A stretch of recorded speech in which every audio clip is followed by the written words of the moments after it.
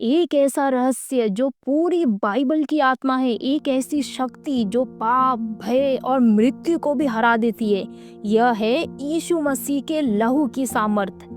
कई लोग प्रार्थना करते हैं, विश्वास रखते हैं, फिर भी भीतर एक कमी महसूस करते हैं, क्योंकि उन्होंने अब तक लहू की सामर्थ को गहराई से नहीं जाना।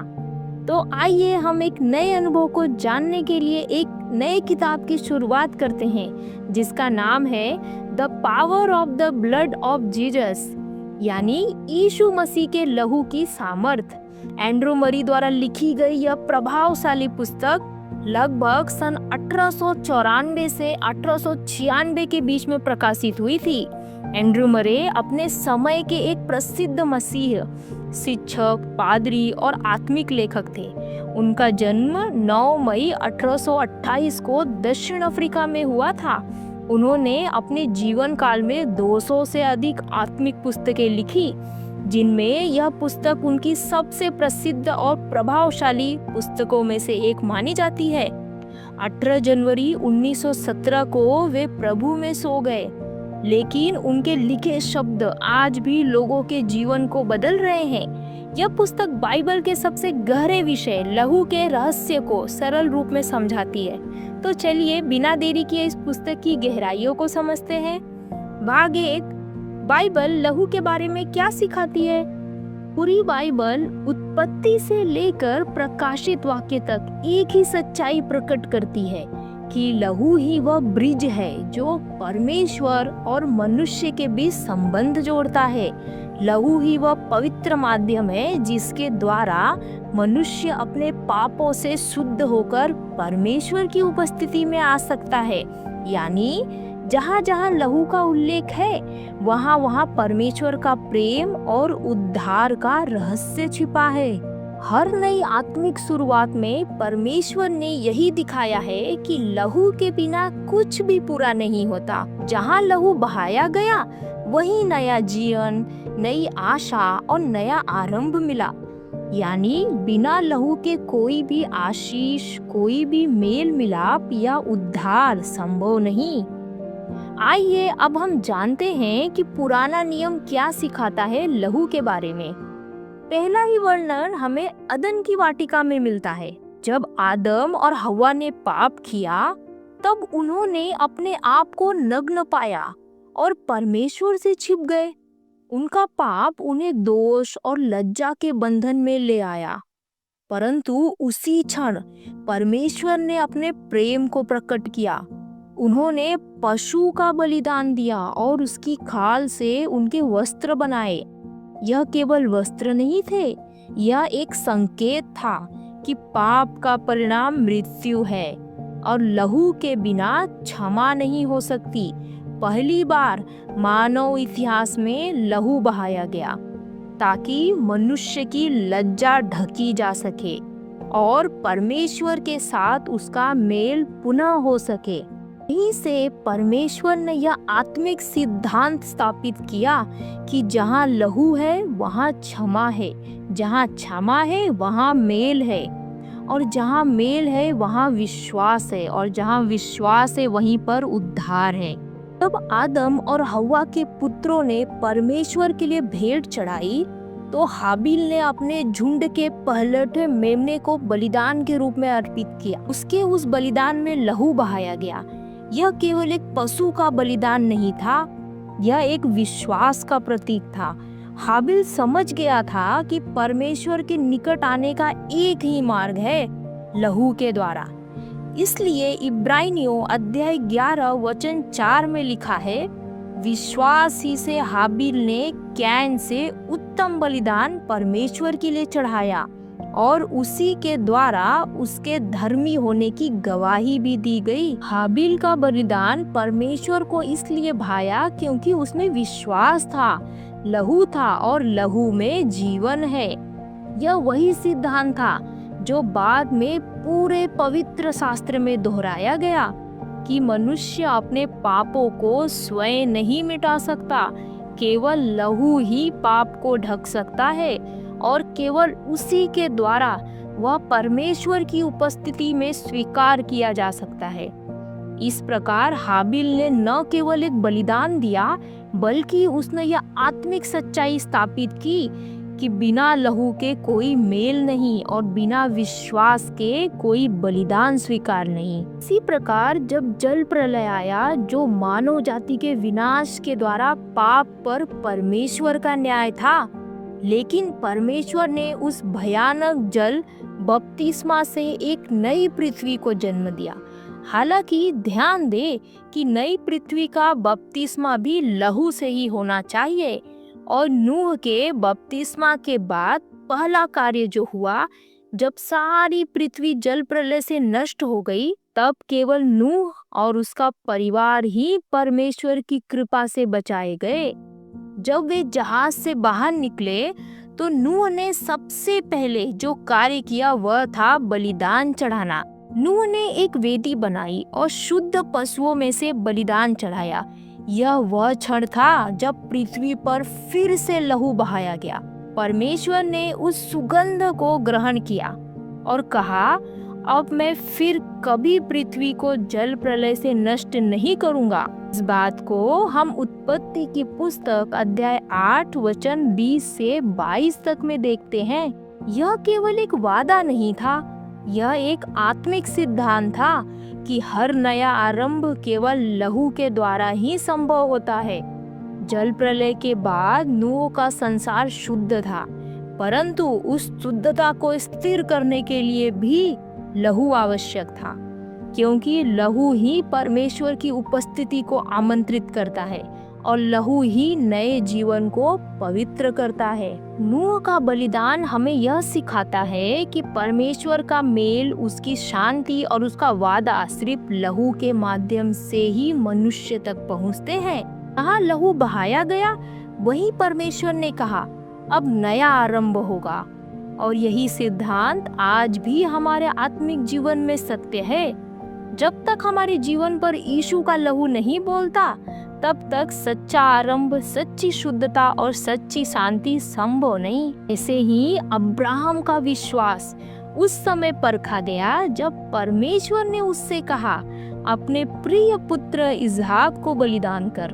वह पुत्र जो प्रतिज्ञा का फल था, जो उसकी वृद्धावस्था में जन्मा था, अब वही परमेश्वर के लिए अर्पित किया जाने वाला था। अब्राहम ने बिना किसी तर्क या संदेह के आज्ञा मानी। इसहाक को लेकर उस पहाड़ पर गया जहां परमेश्वर ने निर्देश दिया था। जब उसने अपने पुत्र को वेदी पर रखा और चाकू उठाया, तभी स्वर्ग से आवाज आई, अब्राहम, अपने पुत्र पर हाथ मत उठा, क्योंकि तूने मुझ पर विश्वास दिखाया है। और उसी क्षण परमेश्वर ने झाड़ियों में फंसा हुआ एक मेमना दिखाया।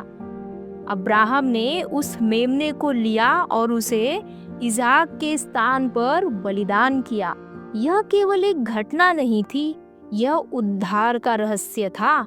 यहाँ परमेश्वर ने मानवता के लिए वह दिव्य सिद्धांत प्रकट किया जिसे प्रतिस्थापन बलिदान, सब्स्टिट्यूशनरी सैक्रिफाइस कहते हैं। किसी और के लहू से जीवन बचा।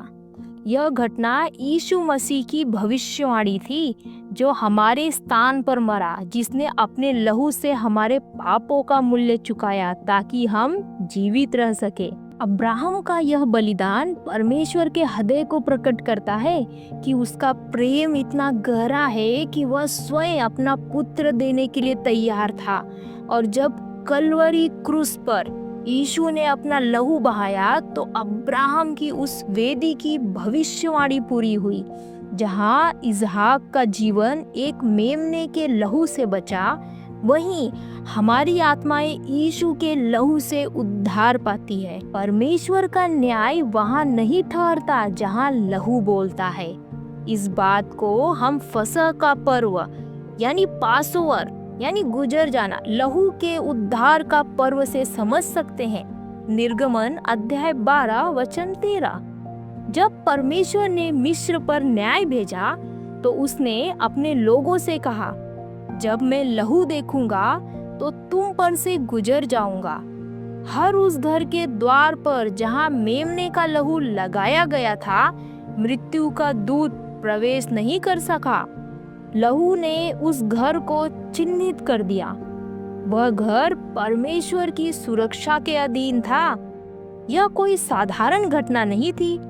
यह लहू की आत्मिक सामर्थ्य को दिखाती है। लहू न्याय को ढांक देता है। लहू मृत्यु से बचा लेता है। लहू विनाश से रक्षा करता है। जब परमेश्वर ने कहा, जब मैं लहू देखूंगा, तो उसने यह घोषित किया कि उद्धार मनुष्य के कर्मों या धर्म से नहीं, बल्कि लहू की आज्ञाकारिता से होता है। जहाँ लहू है वहाँ जीवन है। जहाँ लहू है वहाँ क्षमा है। और जहाँ लहू है वहाँ परमेश्वर का न्याय ठहर नहीं सकता। यह दृश्य उस महान सत्य की झलक है कि जैसे फसह के मेमने का लहू इस्राएलियों को मृत्यु से बचा ले गया, वैसे ही यीशु मसीह का लहू आज हमें पाप और न्याय से बचाता है। जब स्वर्गीय पिता हमारे जीवन पर यीशु का लहू देखता है, तो वह भी कहता है, मैं देखता हूँ लहू और मैं न्याय से गुजर जाता हूँ।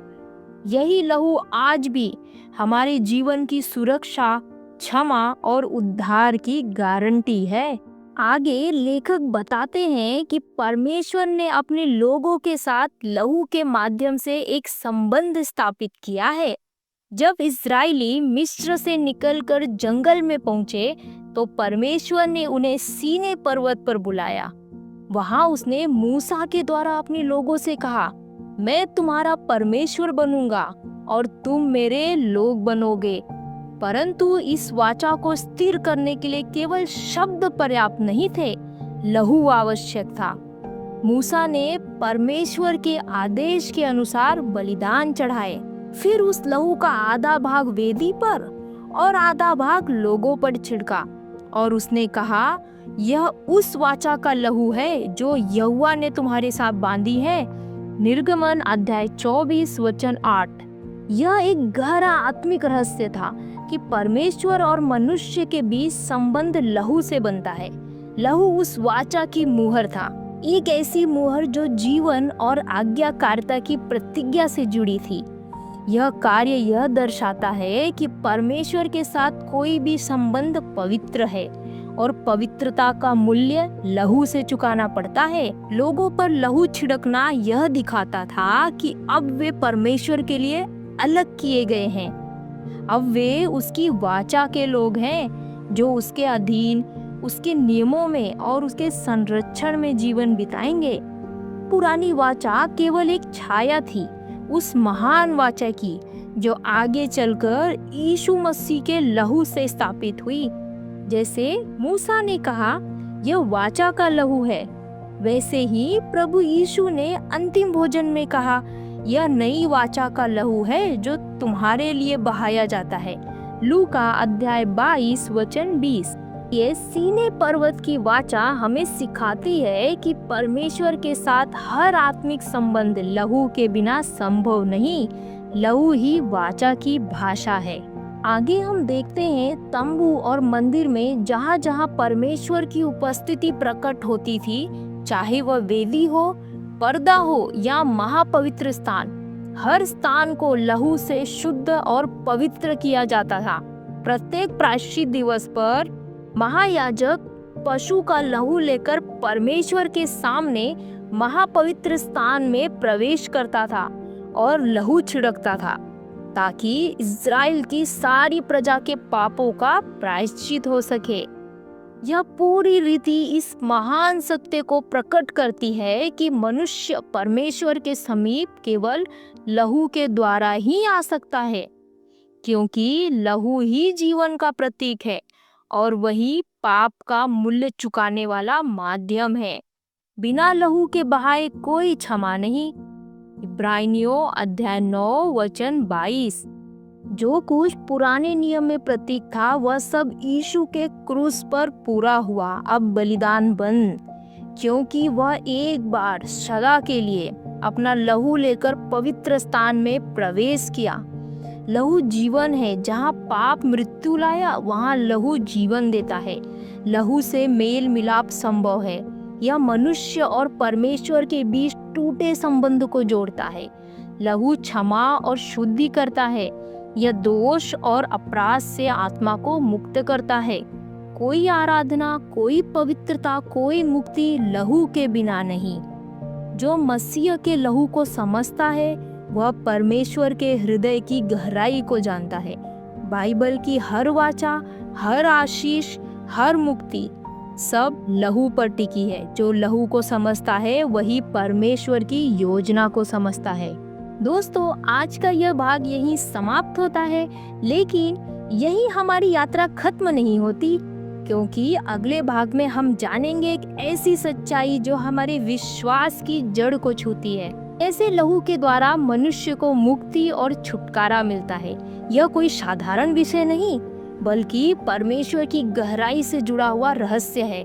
तो तैयार रहिए, अगले भाग में हम देखेंगे कि कैसे लहू पाप से, दोष से, मृत्यु से हमारे जीवन को आजाद करता है। मिलते हैं अगले भाग में। तब तक आप वीडियो को लाइक और सब्सक्राइब जरूर करें और अपने प्रियो के साथ इसे जरूर शेयर करें। आप सभी को जय मसीह की।